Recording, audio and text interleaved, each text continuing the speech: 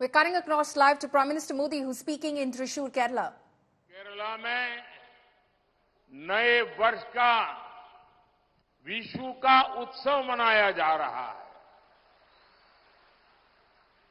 कुछ सप्ताह पहले ही आप सभी ने यहां धूमधाम से मणापुल्लिकावु बेला भी मनाया। लोकतंत्र के इस महापर्व के बीच त्रिशूर पुरम पर्व भी मनाया जाएगा। कुछ ही दिनों में रामनवमी का पर्व भी आने वाला है।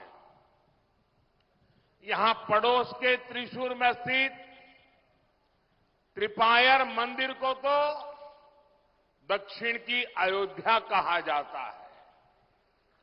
इतने सारे संयोग बता रहे हैं कि ये समय कुछ खास है। ये पॉजिटिव वातावरण विकसित भारत के संकल्प को नई ऊर्जा दे रहा है। വടക്കുംനാഥന്റെയും തൃപ്രയാർ ശ്രീരാമസ്വാമി ക്ഷേത്രത്തിന്റെയും ഗുരുവായൂർ ക്ഷേത്രത്തിന്റെയും ഈ പാവനമായ ഭൂമിയെ ഞാൻ നമിക്കുന്നു. കുറച്ചു നാളുകൾക്ക് മുമ്പ് എനിക്ക് തൃപ്രയാർ ശ്രീരാമസ്വാമി ക്ഷേത്രത്തിലും ഗുരുവായൂർ ക്ഷേത്രത്തിലും ദർശനം നടത്താനുള്ള സൗഭാഗ്യം ലഭിച്ചിരുന്നു. എന്നാൽ ഇപ്പോൾ ഞാൻ ചൈത്ര നവരാത്രിയുടെ പുണ്യനാളുകളിൽ ഈ ആലത്തൂരിൽ വന്നിരിക്കുകയാണ്. ഇപ്പോൾ കേരളത്തിൽ പുതുവത്സരത്തിന്റെ വിഷുവിന്റെ ആഘോഷം നടന്നുകൊണ്ടിരിക്കുകയാണ്. കുറച്ചാഴ്ചകൾക്ക് മുമ്പാണ് നിങ്ങൾ ആവേശത്തോടെ മണപ്പുള്ളിക്കാവിലെ വേല നടത്തിയത്. ജനാധിപത്യത്തിന്റെ ഈ മഹത്തായ ഉത്സവത്തിന്റെ ഇടയിൽ തൃശൂർ പൂരവും ആഘോഷിക്കപ്പെടാൻ പോവുകയാണ്. കുറച്ചു ദിവസങ്ങൾക്ക് ശേഷം രാമനവമിയും നാം ആഘോഷിക്കും. ഇവിടെ അടുത്തുള്ള തൃപ്രയാർ ക്ഷേത്രം ദക്ഷിണ ഭാരതത്തിലെ അയോധ്യ ആയിട്ടാണ് വിശേഷിപ്പിക്കപ്പെടുന്നത്. ഇത്രയും കാര്യങ്ങൾ കാണിക്കുന്നത് ഈ കാലം പ്രത്യേകത ഉള്ളതാണ് എന്ന് നമ്മളെ മനസ്സിലാക്കാനാണ്. ഈ ശുഭകരമായ കാലം വികസിത ഭാരതത്തിനായി പ്രതിജ്ഞ എടുക്കാനുള്ളതാണ്. അതിനുള്ള ഊർജം തരുന്നതാണ്. साथियों, आप सबका ये जन समर्थन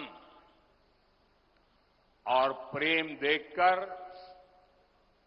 मैं विश्वास से कह सकता हूं, केरला का ये नया वर्ष एक नया आरंभ लेकर आया है।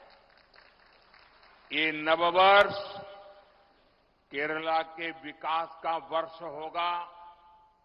ये नववर्ष नई राजनीति के आरंभ का वर्ष होगा। अब केरला पार्लियामेंट में अपनी मजबूत आवाज भेजेगा। इसलिए आज केरला भी कह रहा है, फिर एक बार फिर एक बार फिर एक बार फिर एक बार फिर एक बार फिर एक बार फिर एक बार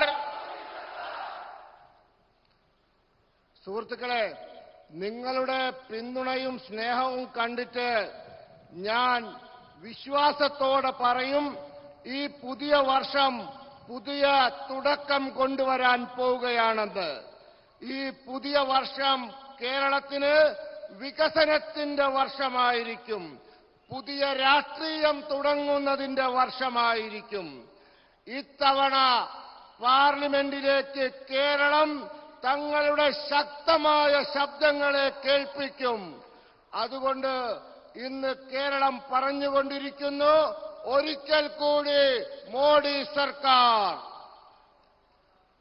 साथियों, कल नववर्ष विशु के पावन अवसर पर ही बीजेपी ने अपना संकल्प पत्र जारी किया है।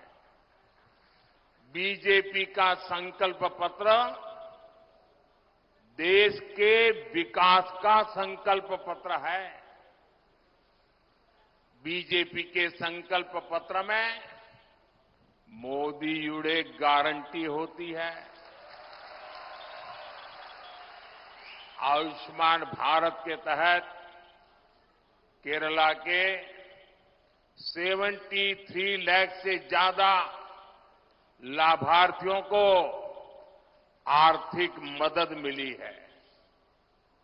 अब बीजेपी ने घोषणा की है कि 70 ईयर्स से अधिक आयु के सभी सीनियर सिटीजन्स को आयुष्मान योजना के तहत फ्री मेडिकल ट्रीटमेंट मिलेगी और यही मोदी युडे गारंटी। मोदी युडे गारंटी यानी पीएम आवास योजना में गरीबों के लिए 3 करोड़ नए घर बनेंगे, नए आवास बनेंगे। यहां केरला में भी हजारों गरीबों को नए घर मिलेंगे।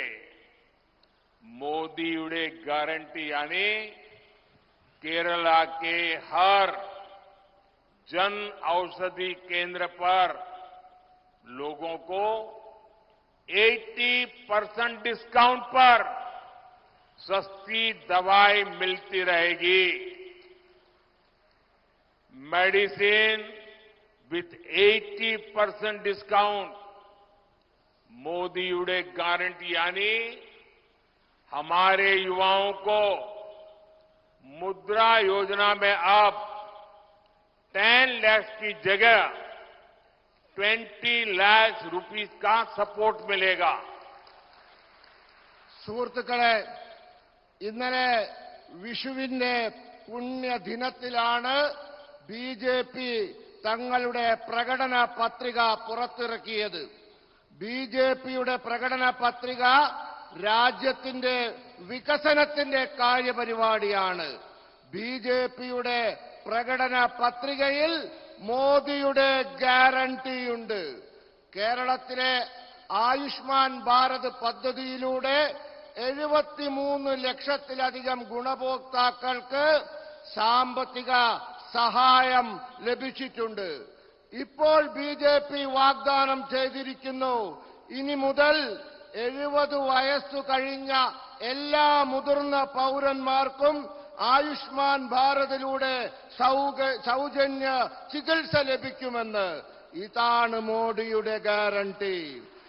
മോദിയുടെ ഗ്യാരണ്ടി എന്ന് പറഞ്ഞാൽ പാവങ്ങൾക്ക് പ്രധാനമന്ത്രി ആവാസ് യോജന പ്രകാരം 3 കോടി വീടുകൾ നിർമ്മിക്കും. ഇതിൽ കേരളത്തിലെ പാവപ്പെട്ട ആയിരങ്ങൾക്ക് പുതിയ വീടുകൾ ലഭിക്കും. മോദിയുടെ ഗ്യാരണ്ടി എന്ന് പറഞ്ഞാൽ കേരളത്തിലെ ജന ഔഷധി കേന്ദ്രങ്ങളിൽ നിന്നും ജനങ്ങൾക്ക് 80% കിഴിവിൽ മരുന്ന് ലഭിക്കുമെന്നതാണ്.